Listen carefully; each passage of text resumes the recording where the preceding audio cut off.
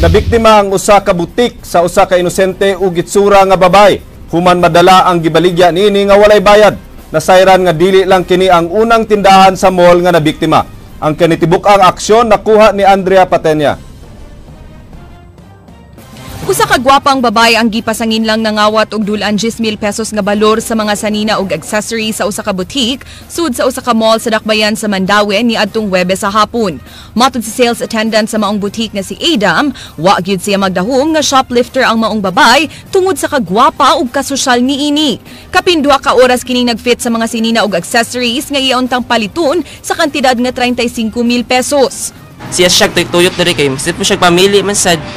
Wala sa minagkuan niya kay tulad gimik tarong na kay tarong may kay namo diri kay hinhin kay siya ano ba gwapa gwapa jud kay siya grabe mato na starstruck sad mi sa kuan marag na hypnotize mi niya ba kay once mutan ako kasi mata marag masunod mo nanako ani mo siya yung driver siya call siya driver siya manong paki-withdraw lang 39,000 siya withdraw siya 39,000 to naglingkod ra pud siya si kuan ko siya anak ko siya sportiko kuno ana. Tungod sa kainosente ni ining tan-aon, wa na matikdi nga nakagawas di ay kini sa butik sulob ang dress, sapatos, bakos, arius ug singsing nga iyang gifit, lakip na ang bag sa tindahan nga gisudlan ni ini og 2 ka wallet. Tanang items mukan tidad og kapin 9,000 pesos. Puto paggawas niya gigukod nako sa kuan elevator kay ko atua pa man tong items kay ang gisulob. To pagukod daw sa elevator niya, down naman kay siya dito ba. Gusto ko kawasan siya ba sa taxi driver ba? Na ba siya kauban? Kaya feel ako, marami siya nakikauban ng time masad.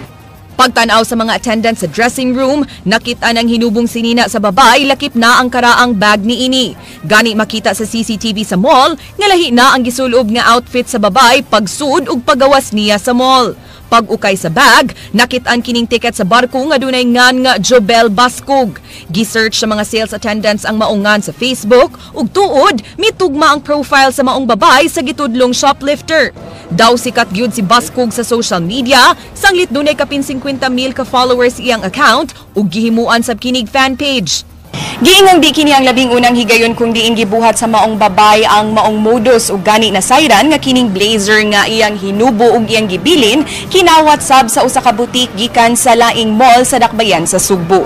Nasayran kini gikan mismo sa tindera sa laing butik, human makit-i kining SIM card sa bag ni Baskog nga gipanag-iya sa maong tindera kansang gikawatan sab og cellphone ni Baskog.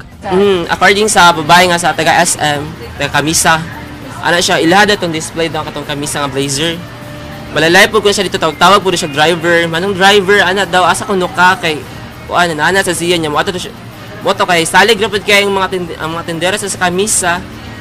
Moto gigiwear na naman niya daan ang blazer nga kamisa. Atol sa pagblotter sa tag-iya sa butik nga si Jessa Romago sa Subang Dako Police Station, nasayran nga na blotter na di ay daan si Baskog, human wa makabayad og 2,000 pesos alang sa taxi nga iyang giabangan.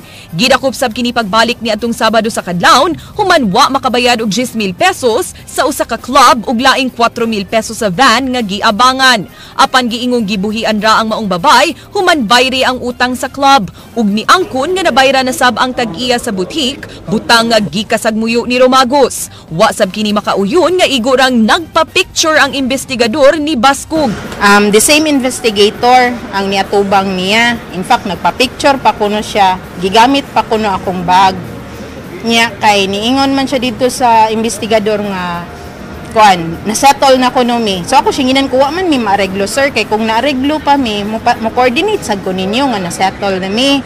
So ila ko nung gibuhian which is para nako murag di sad maayo bada. Suway namong gikuhaan og habig ang hepe sa Subang Dako Police nga si Police Senior Inspector Miguel Andeza kun nganong gipagawa si Baskog apan nagdumili usab pagluwat og pamahayag.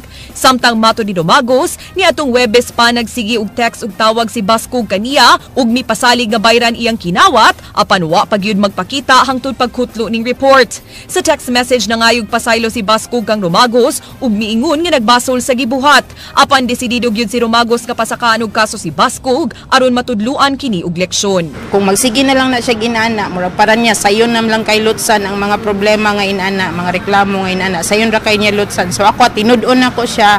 After karon hapon siguro, madto ko sa presinto 2 kay mo file na ko sa kaso. Andrea Patenya, News 5.